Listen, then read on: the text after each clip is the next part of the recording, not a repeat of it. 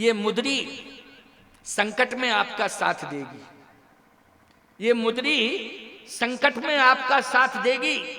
ये मुद्री साधारण मुद्री नहीं है, ये संकट मोचन के रूप में मुद्री सिद्ध होगी। भगवान ने कहा संकट मोचन बनेगी मुद्री। अरे हम स्वयं जा रहे हैं तो हम ही संकट मोचन है, ये मुद्री क्या संकट मोचन होगी है? और जिनके पास मुद्री होती है रास्ते में जाते हैं तो मुद्री ही संकट ला देती, भैया कीमती है लूट लो। क्यों भाई? तो मुद्री ही संकट पैदा करा देती है, करा देती कि नहीं? अरे बड़ी कीमती मुद्री है, इसको लूट लो। और अब तो चर्चा का विषय बन गई मुद्री, कि ऐसी मुद्री तो संसार में कहीं है नहीं, जो मणि जड़ी है इसमें, ऐसी संसार में मणि है नहीं। तो हो सकता है कि ये मणि के आकर्षण में ही लुटेरे लूट ना लें आगे, तो और खतरा पैदा हो जाएगा। इसलिए तू इसको रख। केवट कहता है सुनिए प्रभु, जीत को सके जय रघुराई, और माया ते असि नहीं जाई। क्यों भाई? सीता जी ने हनुमान जी से यही बात कही थी कि नहीं? लंका में सुंदरकांड पढ़ते हो, जीत को सके अजय। आपके हाथ में जब तक मुद्री रहेगी, आपके पास जब तक मुद्री रहेगी, संसार में कोई नहीं जीत सकता है मुद्री को। मुद्री अजय है। ईमानदारी से बताओ, ऐसी मुद्री जिसको संसार में कोई जीतने वाला नहीं है, आपके हाथ में रहे। अच्छा बोलो भाई, विजयी वही है, सबसे बड़ा विजयी वही है प्यारे, जो भगवान के साथ है। और सबसे बड़ा पराजयी वही है जिसने भगवान का साथ छोड़ दिया है। बोलो भाई, वो पराजयी है कि नहीं? उसी की पराजय है जिसने भगवान को छोड़ दिया। और भगवान के साथ साथ जो चल रहा हो, बोलो वो विजयी है कि नहीं? उसकी सदा विजय होती रहेगी कि नहीं? उसे कोई जीत सकता है क्या? किसमें क्षमता है कि उसको जीत ले? इसलिए प्रभु ऐसा मत सोचो, ये मुद्री आपके साथ रहेगी। भगवान ने कहा लेकिन तुम्हारे नाम पर मुद्री उतर गई और ये मजदूरी है तुम्हारी। तो केवट ने कहा कि प्रभु एक प्रार्थना कर रहा हूं। क्या?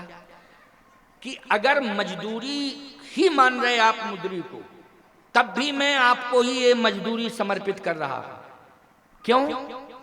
इसलिए कि 14 साल बाद आप अयोध्या के राजा बनेंगे, लेकिन मैं आज से ही आपको राजा मान रहा हूं।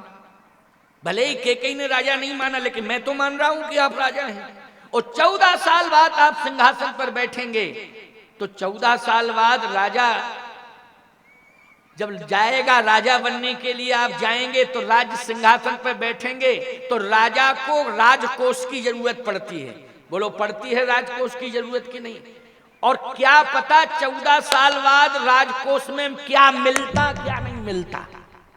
क्योंकि जब इस षड्यंत्र के साथ आपको अयोध्या से बाहर किया गया, तो लौटने की तिथि तक का खजाना ही खाली कर दिया जाए। क्योंकि कभी कभी लोग, हारने वाली पार्टी आक्रोश में आ जाती कि पहले खजाना खाली करो फिर देखें कैसे चलाते हैं, फिर कैसे चलाते हैं। ये भावना होती नहीं। राष्ट्र की अस्मिता की बात है। ये दल तो बदलते रहते हैं, क्यों भाई? समय पर दल बदलते रहेंगे, लेकिन राष्ट्र की अस्मिता खतरे में ना होने पावे। राष्ट्र का खजाना सदा भरा रहे, इसके लिए राष्ट्र के प्रत्येक नागरिक का धर्म कहता है कि राष्ट्र के कोष को मजबूत करने के लिए धन रक्षा कोष में जमा करते रहना चाहिए, जिससे राष्ट्र की रक्षा होती रहे। और केवट ने कहा कि आप सबसे पहले जैसे ही अयोध्या वापस पहुंचे, तो सबसे पहले आप मेरी मजदूरी को खजाने में जमा करवा दीजिएगा। अयोध्या के रक्षा कोष में, राज खजाने में जमा करवा दीजिएगा। हे प्रभु, यदि कहीं राज्य संचालन में आपको कोई परेशानी हो, तो सबसे पहले इस मजदूर केवट की मजदूरी निकाल करके अयोध्या की रक्षा में लगा दीजिएगा, अयोध्या के विकास में लगा दीजिएगा, जिससे अयोध्या का अस्तित्व बचा रहे और आपका अस्तित्व बचा रहे। यही मेरी भावना है। अब बोलो, नागरिक की भावना ऐसी होनी चाहिए कि नहीं? तो राम राज्य का पहला नागरिक भगवान ने केवट की भावना के आधार पर केवट को घोषित कर दिया। किस पर घोषित किया? केवट की भावना पर। आज पहला नागरिक हो गया। और चलते चलते जब केवट की आंखों में आंसू आए, भगवान चलने लगे, तो भगवान ने कहा तुम रो क्यों रहे हो? केवट ने कहा प्रभु मेरा हृदय ऐसा कह रहा है कि ये मुद्री आज केवट को दी जा रही थी, लेकिन आगे चल करके जब आपके ऊपर संकट आएगा तो एक महान भक्त हनुमान मिलेंगे और यही मुद्री आप हनुमान को दे करके सीता के संकट को दूर करने के लिए लंका भेजेंगे। वो हनुमान जी यही मुद्री ले जा करके मां जानकी को देंगे और जानकी जी फिर कहेंगी कि जीत को सके अजय रघुराई, माया ते अस रची नहीं जाई। ये मुद्री तो वही है जो गंगा के किनारे मैंने केवट को दी थी, और केवट ने फिर ली नहीं थी, यही मुद्री कोई लेकर के आया है। बोले कौन लेकर के आया है? तब सीता मन विचार कर नाना, मधुर वचन बोलो हनुमाना। तो उस समय यही मुद्री कपि कर हृदय विचार, दीन मुद्रिका दार तब जन सो के अंगार, लीन हरसोत कर गए। ये मुद्री वही मुद्री थी, ये कोई दूसरी मुद्री नहीं थी। जो लंका गई थी ये वही मुद्री थी जो भगवान केवट को दे रहे थे, श्री जानकी जी की थी। और हनुमान जी स्वयं लेकर के पहुंचे मां जानकी के पास। फिर मुद्री कहां पहुंच गई बोलो भाई? श्री जानकी जी के पास पहुंच गई। इस तरह से हम सब अपने विचारों को भगवान से जोड़ें और भगवान के भक्त बने, इसी से कल्याण होगा। बिल्कुल 2 मिनट कम 6, बहुत समय हो गया है। काफी समय मैंने आपको दिया, भरपूर समय दिया, अभी बैठे रहना, चिंता मत करो। हमको तो कम से कम 900 किलोमीटर दूर जाना है। अभी रातों रात हम चलेंगे।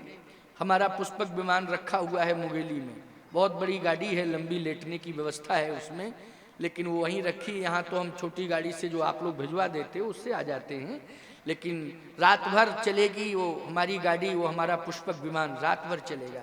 उसमें विश्राम करते हुए ही जाएंगे, लेकिन आखिर यात्रा तो यात्रा ही होती है। और कल प्रातः लगभग 8 या 9 बजे या 10 बजे